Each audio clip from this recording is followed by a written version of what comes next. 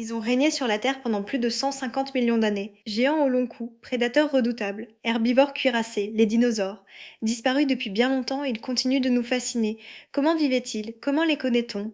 Et pourquoi ont-ils disparu? Aujourd'hui, remontons le temps à la rencontre des dinosaures.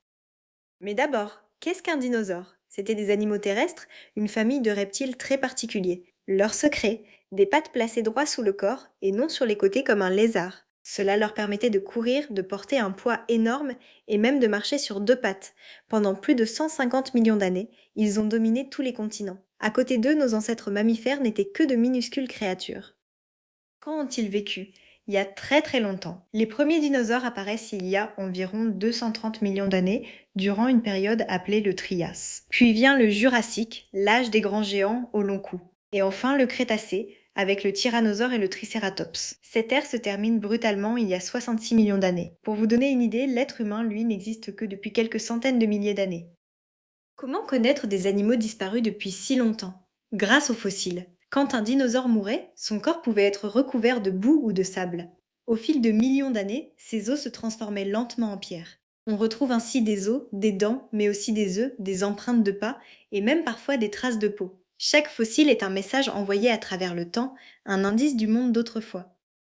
Les scientifiques qui étudient les dinosaures s'appellent les paléontologues. Leur travail commence sur le terrain, où ils dégagent les fossiles avec d'infinies précautions, à l'aide de pinceaux et de petits outils. De retour au laboratoire, ils nettoient, assemblent et étudient chaque os. Comme un puzzle géant, ils reconstituent peu à peu le squelette entier. Grâce à eux, ces géants de pierre reprennent vie sous nos yeux. Les dinosaures étaient incroyablement variés, surtout par la taille. Certains étaient minuscules, pas plus grands qu'une poule, d'autres, les sauropodes, comptent parmi les plus grands animaux ayant jamais foulé la terre, plus longs qu'un terrain de tennis, plus lourds que 10 éléphants. Avec leurs coups immenses, ils broutaient la cime des arbres. Du plus petit au plus colossal, il y en avait pour tous les paysages. Que mangeaient les dinosaures, on le devine grâce à leurs dents. Les herbivores les plus nombreux avaient des dents plates pour broyer les plantes.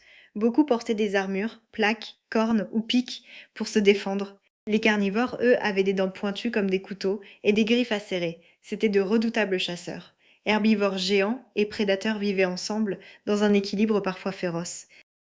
Faisons connaissance avec quelques vedettes. Le Tyrannosaure rex, gigantesque prédateur aux mâchoires terrifiantes, le Triceratops, herbivore à trois cornes et large collerette, le Diplodocus, géant paisible au cou et à la queue interminable, le Stégosaure, reconnaissable à ses grandes plaques dorsales, et le Vélociraptor, petit chasseur rapide et rusé, chacun avait sa silhouette unique, gravée à jamais dans notre imaginaire. Comment vivaient-ils au quotidien? Les fossiles nous livrent de précieux indices. Certains dinosaures se déplaçaient en troupeaux, comme le montrent des empreintes alignées. Tous pondaient des œufs, déposés dans des nids soigneusement aménagés. On a même retrouvé des parents fossilisés près de leurs petits, signe qu'ils prenaient soin de leur progéniture. Loin de simples monstres, c'étaient des animaux au comportement parfois étonnamment social. Les dinosaures étaient-ils à sang froid comme les reptiles d'aujourd'hui ou à sang chaud comme les oiseaux et les mammifères? Longtemps, on les a imaginés lents et froids, traînant au soleil. Mais de nombreux indices suggèrent le contraire. Beaucoup étaient actifs, rapides et produisaient leur propre chaleur. La vérité se situe sans doute entre les deux et variait d'une espèce à l'autre. Le débat passionne encore les scientifiques. Voici la plus grande surprise de la science moderne. De nombreux dinosaures, surtout les petits carnivores, étaient couverts de plumes. Et au fil du temps, certains de ces dinosaures à plumes ont appris à voler. Tenez-vous bien, les oiseaux d'aujourd'hui sont leurs descendants directs. Autrement dit, les dinosaures n'ont pas totalement disparu. Chaque moineau, chaque pigeon est un petit dinosaure qui chante dans nos jardins. Attention à une confusion fréquente. Dans le ciel volaient les ptérosaures, ces reptiles aux ailes de peau. Dans les océans nageaient d'immenses reptiles marins aux allures de monstres. Mais malgré les apparences, ni les uns ni les autres n'étaient des dinosaures. Les vrais dinosaures, eux, vivaient sur la terre ferme. Le monde préhistorique grouillé de créatures bien au-delà des seuls dinosaures. Puis vint la catastrophe. Il y a 66 millions d'années, un astéroïde géant, large de plusieurs kilomètres, s'est écrasé sur la Terre près du Mexique. L'impact a soulevé d'énormes quantités de poussière qui ont masqué le soleil. Le climat s'est refroidi, les plantes ont dépéri, puis les animaux qui s'en nourrissaient.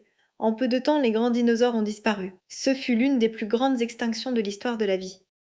Pourtant, la vie n'a pas dit son dernier mot. Dans ce monde dévasté, les plus petits ont mieux résisté. Les oiseaux descendants des dinosaures ont survécu et se sont multipliés.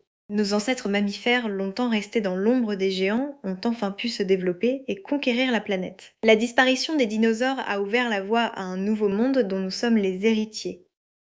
Comment sait-on l'âge de tout cela? Les roches se déposent en couches, comme les pages d'un livre, les plus profondes sont les plus anciennes. En étudiant ces couches, et grâce à des méthodes de datation très précises, les scientifiques peuvent dater chaque fossile.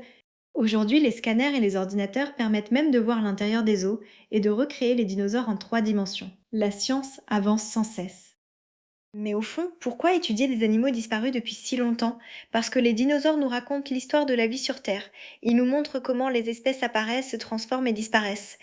Leur extinction nous rappelle aussi que rien n'est éternel et que les grands bouleversements peuvent tout changer. Comprendre leur passé, c'est mieux comprendre notre présent et peut-être notre avenir. Récapitulons. Les dinosaures étaient des reptiles terrestres qui ont dominé la Terre pendant plus de 150 millions d'années. On les connaît grâce aux fossiles patiemment étudiés par les paléontologues. Il y en avait de toutes les tailles, herbivores comme carnivores. Beaucoup portaient des plumes et les oiseaux en sont les descendants. Un astéroïde a causé leur disparition il y a 66 millions d'années, ouvrant la voie aux mammifères et finalement à nous. Merci d'avoir suivi ce voyage au temps des dinosaures. Si cette vidéo vous a plu, pensez à vous abonner et à la partager. Et n'oubliez pas, la science est partout, il suffit d'ouvrir les yeux. À très bientôt pour un nouveau mystère à explorer ensemble.